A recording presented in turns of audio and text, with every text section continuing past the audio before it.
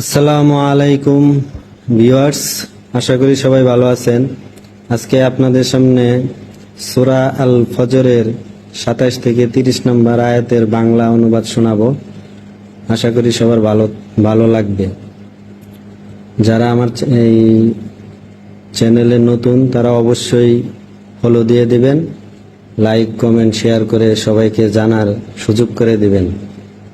সূরা আল ফজরে 27 থেকে 30 নম্বর আয়াতে আল্লাহ তাআলা বলেন, হে প্রশান্ত আত্মা, তোমার রবের দিকে ফিরে এসো সন্তুষ্ট হয়ে এবং তোমার রবের সন্তুষ্টির পাত্র হয়ে।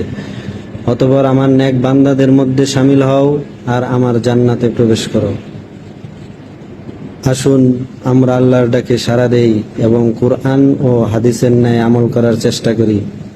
তাহলেই আমরা দুনিয়া ও আখিরাতে সফলকাম হতে পারবো। হে আল্লাহ, তুমি আমাদের কুরআন ও সুন্নাহ মোতাবেক জীবন গড়ার তৌফিক দান করো। আমিন।